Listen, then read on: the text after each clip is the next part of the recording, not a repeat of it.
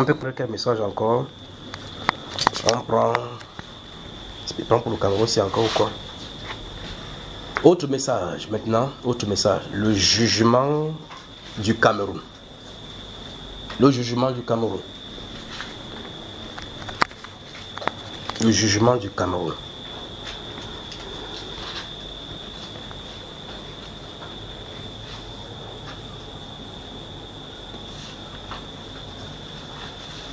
On y va. Les membres du gouvernement, magistrats, policiers, forces de l'ordre en général, votre jour arrive. Dieu vous juge. Il dit ceci, je ne parle pas du monde entier, il parle du Cameroun de façon spécifique.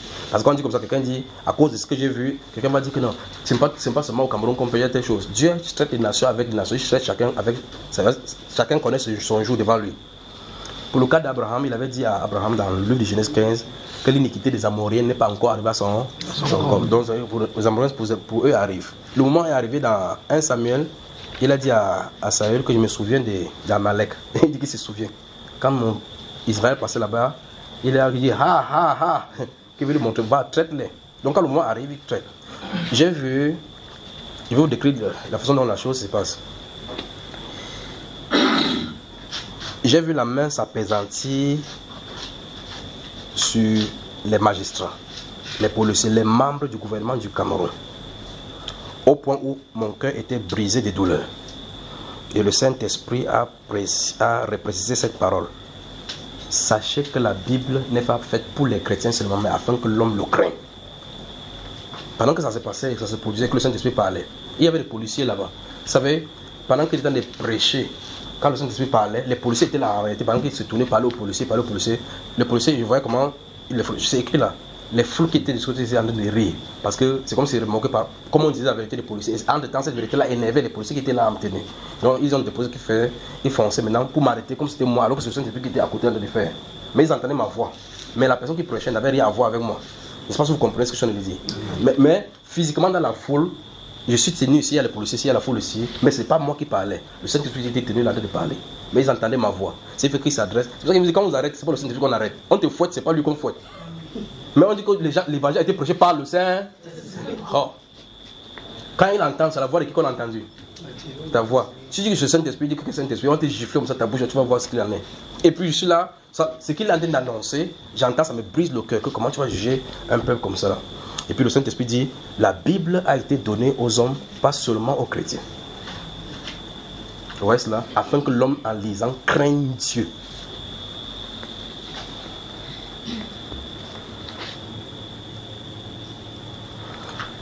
La Bible a été donnée pour que les hommes craignent Dieu, pour que tous les hommes craignent Dieu. Le Seigneur, le juge de tous les hommes qui jugent chacun selon son œuvre. Et puis le Saint-Esprit dit, quand on foule au pied la justice, et il se pose la question, qui sont ceux, c'est là où ça s'est trouvé, qui sont ceux qui foulent au pied la justice, qui méprisent les orphelins et qui rendent la justice insalubre. Le peuple de ce côté a dit les policiers. Quand on dit les policiers, ça énerve encore les policiers. Alors le Saint-Esprit dit, du ciel dit, il va frapper. Il va frapper. Ne frappera-t-il pas une pareille nation? Il le frappera. Alors qu'est-ce qui se passe? Donc vous avez les amis qui sont policiers, gendarmes, militaires, qui vivent dans l'injustice. Vous voyez comment les gens pleurent. Les gens vont en justice, ils ont raison, on les raboute. Vous avez, avec un procès en justice, il faut que vous monnayez. Comme celui-là vient de dire, on te rafle. Normalement, si tu présentes ta carte d'identité, on doit te garder. Parce que quand tu marches sans la carte d'identité dans la nuit, normalement, on doit te garder. Parce que soit tu es en danger, soit tu es en danger. Le code pénal dit clairement que toute personne qui est raflée, qui n'est pas justifiée, qui ne peut pas justifier d'un domicile, doit être gardée à vue. Pas vrai? Pour que l'enquête préliminaire soit constatée. Vous devez justifier d'un domicile. Sinon, on va te prendre pour vagabondage nocturne. Vous suivez, frère? Ok. Donc, les policiers étaient fâchés, mais la foule riait. Eux, ils étaient prêts à venir m'arrêter, pensant que c'était moi qui parlais. Cameroun. Donc, le Saint-Esprit se tenait là, il était en train de parler. Il parlait, j'entendais, pendant qu'il parlait, mon cœur sentait cela, parce qu'il voyait ce qu'il en vouloir faire au milieu d'eux. Donc, le moment viendra sur le pays où les policiers vont vivre de leur salaire, où les magistrats vont vivre de leur salaire, où vous allez rendre justice, quelqu'un va rendre justice droitement. Parce que Dieu aura visité ce pays-ci. Alors, la main du jugement est sur ces gens-ci, c'est les porteurs, les garants de la justice. Dieu veut leur montrer qu'ils portent ses attributs. et on ne porte pas l'attribut du Seigneur et on fait de telles choses. Donc si vous avez des amis magistrats, en tout cas l'un des cours qu'on apprend à l'ENAM, on apprend dans le livre Ésaïe chapitre 10, où clairement où il est dit là-bas comment les magistrats devaient rendre justice. Ils aiment seulement prétendre avec le Romain chapitre 13, en disant que non, pas prêter seulement dans le Romain chapitre 13 où il a dit que le magistrat est serviteur de Dieu. Oui, c'est un serviteur de Dieu parce qu'il porte les attributs de grande majesté. Mais la justice dont il donne au peuple n'est pas la justice selon sa majesté donne. C'est pour ça que quand tu es un juge, tu prends la place de Dieu. Parce que les juges sont les serviteurs de Dieu. Les magistrats sont les serviteurs de Dieu. Donc quand il se met comme ça, il se place dans la position de Dieu juge. Et donc s'il rend justice, il rend ça injustement, c'est comme si Jésus était là, c'est la justice qu'il rendrait. C'est pour ça qu'il va les punir. La Bible déclare dans le psaume 82, la Bible dit que Dieu juge les juges de la terre. Il se plante dans l'assemblée des juges. Il va les juger. Donc quand vous regardez un magistrat, il faut le respecter parce qu'il porte les attributs du Seigneur. Quand vous les voyez porter la toge, c'est exactement ce que le Seigneur a fait dans le livre de Daniel chapitre 7. Il porte ça, il met la greffe sur la tête, comme ça, il dépose. Quand il se place là-bas, tout le ciel est attentif à ce qui va se passer au procès. Mais eux sur la terre, ils ne savent pas. Ils négocient pour entrer à l'ENAM. Ils croient que c'est lui qui a trop fait. Que Dieu nous vienne en aide. Donc, Dieu juge. Le jugement de Dieu amène sur l'administration, sur le gouvernement. Vous remarquez que j'ai glissé les gouvernants. J'ai seulement dit les gouvernants, non? Dieu appelle le jugement sur le Cameroun. Qu'est-ce qu'il va encore prendre ici? Il a parlé des ambulances, n'est-ce pas?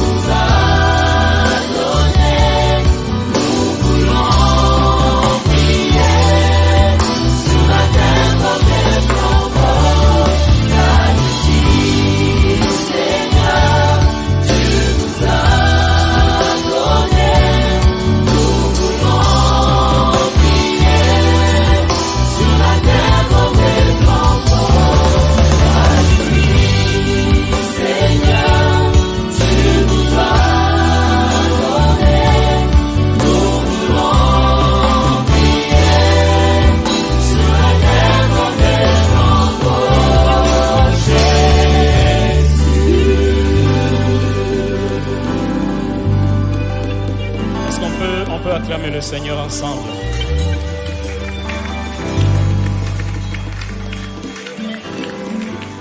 Alléluia. Est-ce qu'on peut l'acclamer comme celui qui est assis sur son trône? On peut acclamer le Seigneur comme celui assis sur son trône. Alléluia.